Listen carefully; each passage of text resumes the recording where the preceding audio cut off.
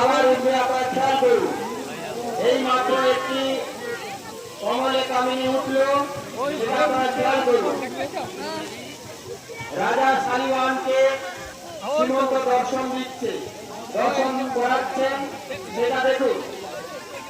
আপনারা খেয়াল করুন, এই কমলে কামিনীটি আবার জলে ডুবে যাবে, আবার অন্য জায়গায় গিয়ে উঠবে। আপনারা খেয়াল করুন।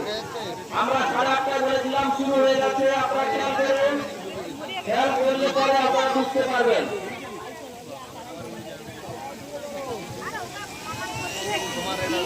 একটু খেয়াল করুন যে কমলে কামিনী ছিল, সেখানে উঠছে, দেখো ওই 4-5টা একসঙ্গে সেট করা আছে। আবার উঠছে, পশ্চিম দিকে খেয়াল করুন, আবার সেই জলটা উঠছে, যেটাকে আমরা কমলে কামিনী বলছি, আবার উঠছে। দেখুন, খেয়াল করুন আপনারা এই বিশ্বাস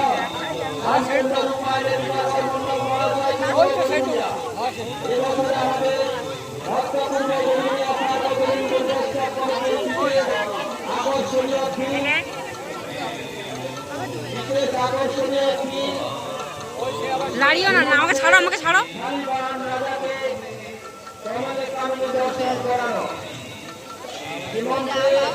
আবার একটা উঠছে, দেখো দর্শন করাচ্ছেন শালিবাহন রাজাকে এবং দর্শন করে তার পিতাকে কারাগার থেকে মুক্ত করাচ্ছেন। সেই শিক্ষায় আমরা চন্দ্রমঙ্গল থেকে আমরা তুলে ধরার চেষ্টা করেছি আয়োজক কমিটির পক্ষ থেকে। রাস্তার উপর যে সমস্ত দর্শনার্থীরা ভিড় করে দাঁড়িয়ে আছেন, অনেকেই বুঝতে পারছেন না, আমাদের কাছে জানিয়েছিলেন।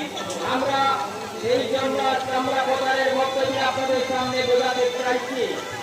আপনারা খেয়াল করেন, এই মাত্র একটা জলঝড়ি বা কমলে কামিনী উঠলো, আবার দেখবেন ওটা ওই জায়গায় ডুবে দিয়ে আবার আমরা উঠবে। আপনারা একটু খেয়াল করুন, তাকিয়ে থাকুন, আপনারা বুঝতে পারবেন। খুব আকর্ষণীয়, খুব সুন্দর বিশ্বায়ন তুলে ধরার চেষ্টা করেছি আপনাদের সামনে। প্রচুর অর্থ ব্যয় করে এমন সৌন্দর্য দৃশ্য আপনাদের সামনে তুলে ধরার চেষ্টা করেছি। এই বিশ্বায়নটি সম্পূর্ণ রূপে রূপায়নে রয়েছেন দিবাকর মন্ডল মহাশয় পূর্ব গুরগুড়িয়া। তাই সেই দিবাকর মন্ডল মহাশয়কে আমরা আয়োজক কমিটির পক্ষ থেকে ধন্যবাদ, কৃতজ্ঞতা জানাই।